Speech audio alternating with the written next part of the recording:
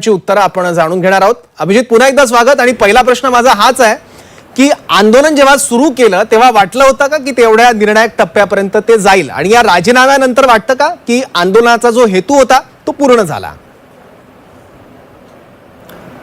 धन्यवाद सर, मला आपल्या चॅनलवर बोलवल्याबद्दल आणि तुमच्या प्रश्नाचं उत्तर दिला नाही। मी अजिबात स्वप्नातही विचार नव्हता केला की एवढं मोठं आंदोलन होईल आणि एवढ्या लोकांचं समर्थन भेटेल। तर लोकांचा खूप खूप धन्यवाद। हे सगळं जे शक्य झालं त्या लोकांमुळे झालं। जर एवढे सगळे लोक सोबत नसते आली तर मला नाही वाटत आमचं आंदोलन एवढं सक्सेसफुल झालं असतं।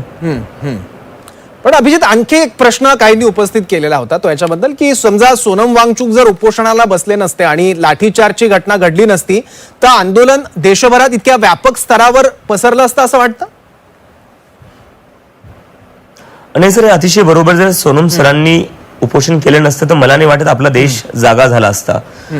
सोनम सरांनी एका प्रकारे आपला जीव धोक्यात टाकून जे उपोषण त्यांनी 26 दिवसाचं उपोषण केलेलं आहे तिथे त्यांनी आपला जीव धोक्यात टाकून या देशाला जागं करण्याचं काम केलेलं आहे। आणि सोनम सरांचं जे कॉन्ट्रीब्युशन होतं, जे सॅक्रिफाईस होतं, ते सोडून या आंदोलनाबद्दल बोलणं, या आंदोलनाच्या सक्सेस बद्दल बोलणं मला वाटतं चुकीचं असेल।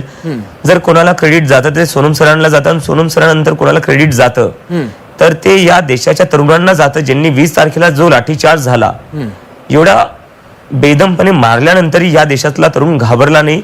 तो अजून मोठ्या संख्येने रस्त्यावर उतरला आणि सरकार विरोधात अजून तीव्रपणे बोलू लागला। तर त्या तरुणांना सलाम आहे सर। ठीक आहे अभिजित, आता एक प्रश्न सगळ्यांना पडलेला आहे की आता अभिजित दिपकेंच्या डोक्यात नेमकं काय चाललंय? पुढचा कोणता मुद्दा अभिजित दिपकेंच्या अजेंड्यावर असणार आहे देशातला? प्रश्न अनेक आहेत सर।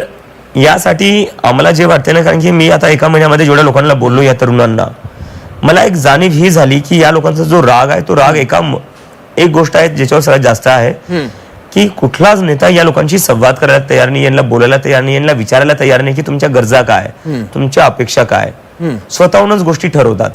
तर आम्ही जी पहिली गोष्ट करणार आहे ती ही आहे की या लोकांची आम्ही एक डायलॉग करणार आहे, या लोकांकडून आम्ही आयडियाज आणि इनपुट्स घेणार आहे आणि त्यानंतर हे जे तरुण आम्हाला सांगतील त्यानंतर आम्ही आमचा अजेंडा ठरवू। कारण की या देशाची जर लोकसंख्या आपण पाहायला गेलं तर 60% जी लोक आहेत ती 35 वयाच्या खालची आहे। तर म्हणजे majority of the people in this country are very young. तर त्यांना कन्सल्ट न करता, त्यांना न विचारता आम्ही कुठलाच अजेंडा ठरवणार नाही। कारण की काही झालं तरी त्या लोकांच्या भविष्याचा प्रश्न आहे, जेनझीच्या भविष्याचा प्रश्न आहे आणि ते जेनझीला न विचारता न सांगता आम्ही करू शकत नाही। काय अभिजित, तू म्हणतोय की पंतप्रधान किंवा इतर कोणी सत्ताधारी जे असतील ते संवाद साधत नाहीत, पण काय पंतप्रधान आपले तर रोज रील टाकतायत, मित्रोवरून ते आता फ्रेंड्सवर आलेले आहेत। तू बघतो व्हिडिओ त्यांचे? हो, मी तर रोज रात्री बघतोय। म्हणजे या देशाच्या पंतप्रधानाला या जेनझीनी भाग पाडलेले शिक्षणावर व्हिडिओ बनवायला। मागच्या 12 वर्षात आपण किती वेळेस पंतप्रधानांना असे रील्स रात्री शिक्षणावर टाकताना पाहिलेले? अजिबातच नाही। नुसतंही हिंदू मुस्लिमचं राजकारण चालू असायचं, पंतप्रधानांनी त्यावरच जास्त बोलायचे।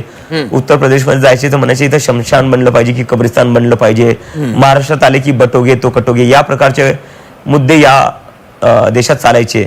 पण ह्या जेनझीनी भाग पाडले नरेंद्र मोदी यांना शिक्षणावर रात्री 12-12 वाजता पण रील टाकायला, त्यांना झोपू देत नाहीये। तर हे जेनझीचं एक सक्सेस आहे।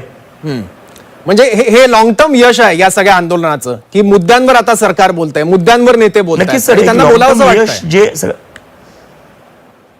सगळ्यात मोठी अचीवमेंट जी आहे या आंदोलनाची ते धर्मेंद्र प्रधान यांचा राजीनामा नाहीये। सगळ्यात मोठी अचीवमेंट आणि सक्सेस या आंदोलनाची ही आहे की लोकांच्या मनातली भीती संपून गेलेली, आता लोक प्रश्न विचारतायत, लोक रस्त्यावर उतरतायत। आणि दुसरी मोठी सक्सेस ही आहे की आता पार्लमेंट असो किंवा सरकारचे पंतप्रधान असो, सगळेच शिक्षणावर बोलतायत। बरोबर।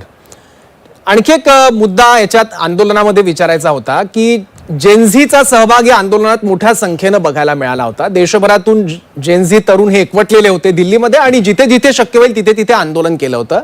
पण एक आरोप आता असा पण होतोय काही विशिष्ट विचारधारेच्या लोकांकडनं की ज्या जेनझींचा आंदोलनात सहभाग होता त्यांना आंदोलनाचं गांभीर्य आणि आंदोलनाचा विचार माहीत असण्यापेक्षा त्यांच्यासाठी ती त्यातल्या काहींसाठी फन मुवमेंट किंवा रील मुवमेंट होती।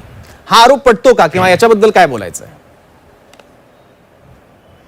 हे जे आरोप लावताय लोक, या लोकांना यापैकी किती लोकांनी लाठ्या खाल्ल्या पोलिसांच्या? ह्या जेन्झीनी लाठ्या खाल्लेल्या आहेत. या जेन्झीनी आपलं डोकं फोडून घेतलेलं. मी पहिले 15, 16 वर्षाच्या मुलींचे मेल पोलीस ऑफिसर्सनी डोके फोडलेले आहेत, लाठ्या मारलेल्या आहेत, कपडे फाडून मुलींना मारण्यात आलेले आहे. हे जे लोक आरोप लावतायत, जे स्वतःला खूप सिरियस, खूप इंटेलेक्च्युअल समजतात, यापैकी किती लोकांनी रस्त्यावर उतरून लाठ्या खाल्ल्यात? कोणीच नाही खाल्ल्यात. आणि या जेन्झीनी लाठ्या खाऊन सुद्धा सरकारची खिल्ली उडवली. एवढ्या ब्रुटल लाठीचार्ज नंतर पर ह्या जेन्झीनी रिस्पॉन्ड कसा केला? रिस्पॉन्ड मीम्स आणि ह्युमरनी केला, सटायरनी केला. तर ह्या जेन्झीची ती स्ट्रेंथ आहे, ते एक वे ऑफ कम्युनिकेशन आहे. त्यांच्या वे ऑफ कम्युनिकेशन तुमच्यासारखा नसल्यामुळे तुम्ही त्यांना असं नाही म्हणू शकत की ते सिरियस नाहीये. 1 महिना ते उन्हात बसून राहिलेले, तुम्ही नाही बसून राहिले. तुम्ही आपल्या घरात कीबोर्डवर बसून लिहायचे, हे लोक सिरियस नाहीये.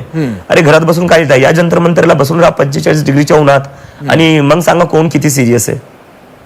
ठीक आहे, बरोबर. जेन्झीची